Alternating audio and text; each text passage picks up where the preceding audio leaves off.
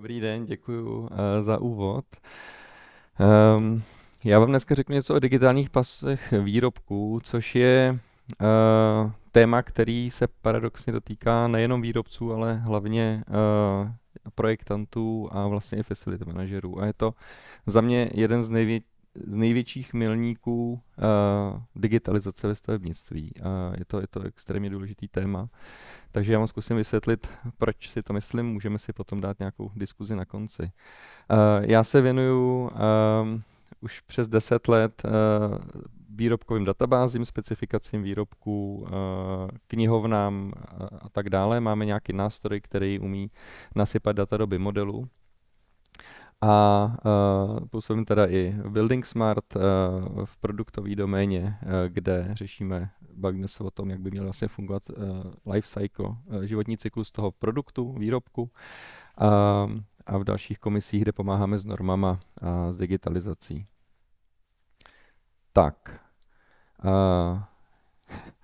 Proč tu vlastně jsme, nebo co je ten hlavní hybný moment těch digitálních pasů, tak je legislativa samozřejmě.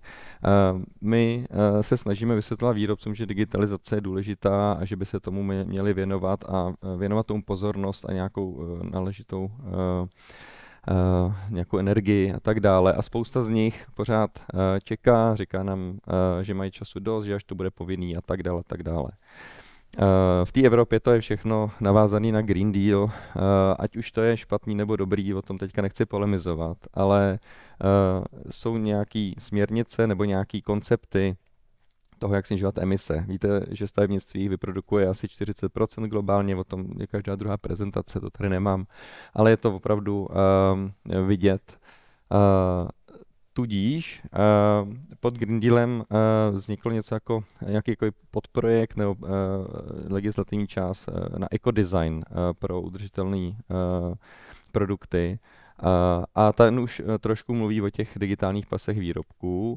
Pak taky vznikla směrnice pro větší firmy, kde se řeší to, jak nakládají s výrobkama, musí reportovat, jak vlastně to celé funguje a tak dále. A to není úplně tak důležitý jako nový Construction Products Regulation. CPR znáte, každý výrobek musí mít takzvaný CE marking, to znamená na nějakým prostě označení, že je pro evropský trh vyhovující. A tyhle ty regulace se teď upravily a jsou schváleny od 14. července Evropskou komisí. A ten dokument je celkem dlouhý. Důležitý je říct, že vlastně ty regulace nejsou jenom pro stavebnictví, je to pro celý ten evropský trh, takže tyhle ty věci, o kterých budu mluvit, se netýkají vlastně jenom cihel a betonu, ale týkají se úplně všech výrobků. A jak říkám, jestli je Green Deal dobře, špatně, jestli budeme konkurenceschopní vůči Číně a Americe, to je otázka, ale ten koncept je celkem logický a myslím si, že správný. To znamená, aby jsme mohli omezovat emise, tak musíme zjistit, jaký výrobky se jak vyrábějí a potom se podle toho zařídit a ideálně z tady těch ekologických navrhovat. Takže tohle je ten koncept. Tady jenom obrázek, jak to vypadá, můžete si to přečíst. Je to vlastně volně dostupný dokument, ve všech jazycích je to přeložený. No a jak teda se začalo? Životní cyklus výrobku se dá nějak v tuhle chvíli zmapovat, jsou na to nějaký zase jakoby postupy. Říká se tomu life cycle assessment. A v zásadě jde o to, že už dneska máme metody na to, jak zjistit, kde se těží materiál, třeba písek, jak se dopravuje do fabriky, jak se potom s ním nakládá, jak se vyrábí ten výrobek. To je ta fáze A, potom je fáze B, kdy se to montuje na stavbu a pak je fáze C, kdy to vlastně slouží a potom se řeší, jak se to recykluje. A tady jsou nějaký parametry, já jim budu teď říkat environmentální parametry, který se dají spočítat a vyběhne z toho nějaký EPDčko, Environmental Product Declaration, což je PDFko. Ale problém je v tom, že je to pořád PDFko a každý ten výrobce si ho dělá ve svém designu, platí za to velký peníze, aby jim to někdo spočítal, je to extrémně složitý, ale ve výsledku je tam několik stovek parametrů, který vlastně někdo, když je chce použít, si musí otevřít to PDFko a přečíst si a případně porovnat s jiným PDFkem, kde je to zase třeba trošku jinak. A vlastně i ty metody ještě nejsou úplně 100%. Ale to je vlastně konec. Vy máte nějaký číslo a teďka jakoby vlastně co s ním. Jo. Takže když máte jeden nějaký komponent, třeba šroubek, řeknu, nebo profil z adrokartonový, tak víte, kolik se vyprodukovalo emisí a tím vlastně končíte. A ty digitální pasy v čem jsou teda tak unikátní a jedinečný? Každý výrobek má prohlášení o vlastnostech, prohlášení o shodě, to jsou povinné dokumenty. Může mít teda to EPD, to už začíná být teďka u některých výrobků dohledatelný. Může mít technické listy, montážní návody, milion dalších dokumentů, ale všechno to jsou většinou PDF, které někde visejí, někde na internetu. A ještě navíc tak, že když výrobce přestane ten výrobek vyrábět, tak to prostě smaže a už to nenajdete. Jo, takže to je vlastně další jako vtip, že když si vytisknete to PDF, tak ho máte v nějaký dokumentaci, ale když chceme dělat BIM, tak a odkazujeme se přes nějaký URL adresy, tak nemáte skoro nikdy jistotu, že to potom najdete. No a co Evropská unie vymyslela, nebo Evropská komise, nějak takhle bude teda vypadat ten digitální pas výrobku. Bude to nějaký odkaz na unikátní odkaz, nějakou URL, to znamená, nevím, kdo z vás ví, jak funguje QR kód, je to v zásadě jenom URL adresa, na to namíříte telefon a ten telefon jediný, co je, že otevře tu webovou stránku, kde jsou ty údaje. A cílem je, aby všechny tyhle ty informace byly dohledatelné přes tady tu URL adresu kdykoliv, ale hlavní změna je v tom, že budou strojově čitelný. To znamená, nebudou to dokumenty, nebudou to nějaké obrázky, ale budou to opravdu data v databázi.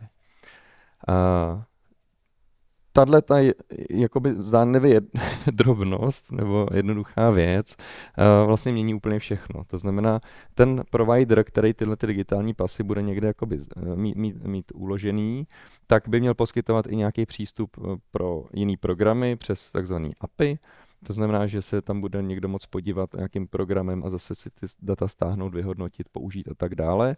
A hlavně by tady ta adresa měla fungovat vlastně pořád. To znamená, měl by zajistit, ten výrobce bude muset zajistit, že když já si naskinu tady ten QR kód tady na zásuvce za 20 let, tak dohledám ty informace o tom, kde se to vyrobilo, kolik to vyprodukovalo emisí. Jo. Zdá se to jako sci-fi, na druhou stranu ty technologie, které máme dneska, tak tohle to umožňují. To je těm databázím jedno, jestli je tam jeden parametr nebo milion, kolik má hodnot, v jakým je to jazyce, může tam prostě být úplně všechno.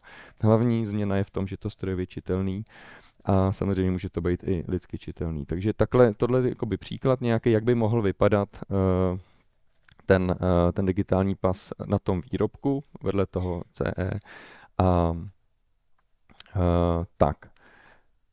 No a v praxi, jak by to teda mělo fungovat pro ty uživatele, kteří si potřebují pracovat, tak vemu telefon, namířím to na QR kód a otevře se mi nějaká webová stránka, kde vidím teda ty data. A teď my už máme nějaké normy, které se řešily v posledních několika letech v Bruselu, v CENu, v technické komisi pro BIM, který vlastně tady vlastně znázorněný, můžu ukazovat tady, jo, máme getin a nějaký GUID, to znamená, každý parametr v té databázi má nějaký unikátní ID, to znamená, já můžu vzít dva výrobky, třeba dvě okna a říct, aha, tenhle parametr je úplně stejný jako tenhle a já si můžu porovnat, že opravdu jako jsou stejný nebo nejsou stejný. No jo, ale jak já to udělám, protože tyhle ty databáze ještě neexistují. Dřív se mluvilo o takzvaných product data templates, to znamená šablonách pro ty výrobky. Teď bych potřeboval, jo. Aktuální praxe je taková, že určitě jste slyšeli o Building Smart Data Dictionary, to znamená, je to nějaká zase jako databáze, kterou spravuje Building Smart a jakákoliv instituce si může vzít svůj seznam parametrů, svůj klasifikační systém a nahrát ho tam a mít ho jakoby přístupný. A v současné době to zadání toho BIMového projektu vypadá tak, že já se tam podívám a řeknu si, já chci použít Uniclass a chci použít tyhle set parametrů, z toho si vyberu a to dám do smlouvy a z toho se mi případně vypadne XML, který se jmenuje IDS, to jste určitě už slyšeli, to je vlastně zadání jako zase strojově čitelný zadání pro ten projekt. A pak se mluví o tom, že já můžu tady to IDS vzít a když mám hotový IFC model, tak to zkontrolovat, že ho mám správně. Ale to mezi tím, jak tam dostanete ty data, to už vlastně nikdo neřeší. Jo? Jak vlastně poznám, že tady ten zrovna parametr, který se jmenuje Fire Rating, je zrovna moje požární odolnost okna nebo příčky, to už vlastně jako nikde není.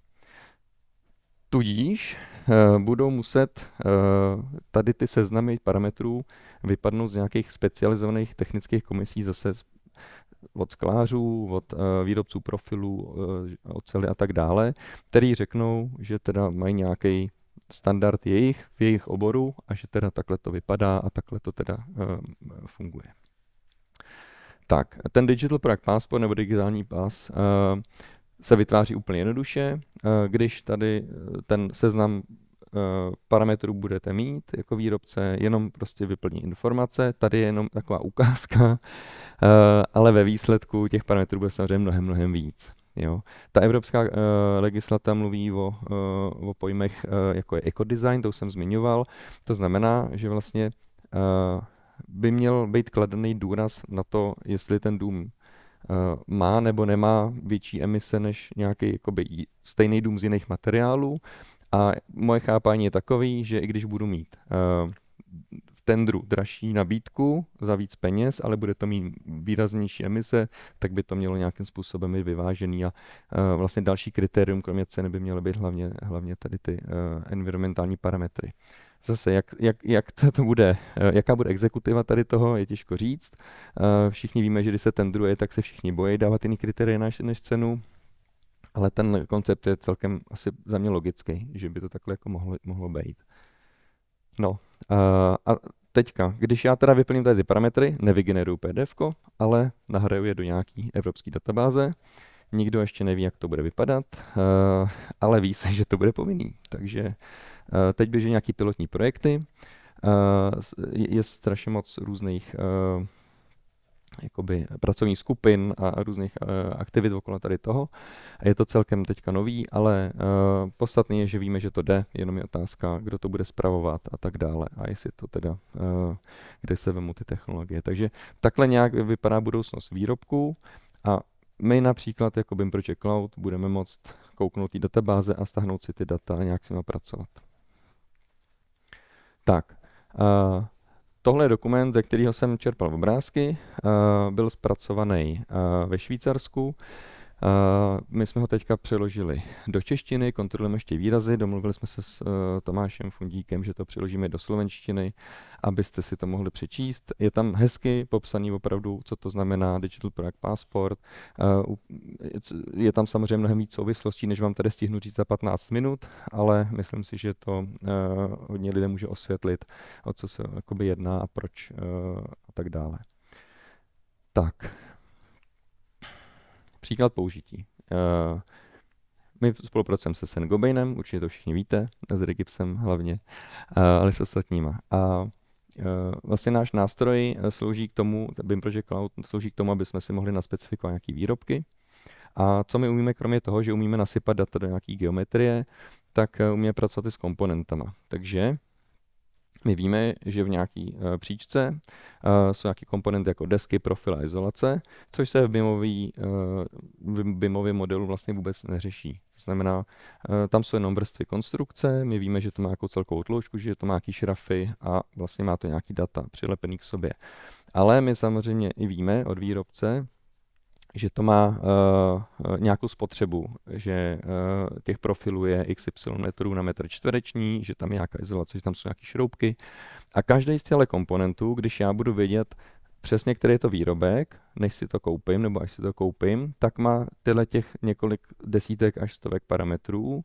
A samozřejmě, když si to umím vynásobit tímto spotřebu, tak dokážu říct, kolik je ta celková hodnota u každého toho parametru environmentálního. Takže já můžu vlastně říct, že mám 10 metrů čtvereční příčky a že to vyprodukuje tolik CO2, když se to vyrobí, doveze, namontuje. A pak si to můžu porovnat s nějakým jiným řešením a tady vlastně je ta přidaná hodnota celé ty digitalizace. Když za náma přišel před 10 lety Rigips a říkal, my tady máme super nový výrobky, máme tady desku, která je úplně skvělá, je teda 4krát dražší, ale umí to. Jak máme vysvětlit projektantům, aby ji používali, tak jsme říkali, no jo, to je docela těžký, protože oni jsou zvyklí dávat si tam pořád to stejný, ale a přestože existuje spousty řešení, tak vlastně jsou zaseknutý na těch katalogách výrobků, ale když budete mít nástroje takovýhle, kde si můžete porovnat ten váš návrh, ty parametry, prodiskutovat to s investorem a tak dále, tak to je vlastně cesta k tomu, aby jsme dosáhli toho výsledku a ty emise se opravdu snižovaly. Tak. Děkuju za pozornost. A máme...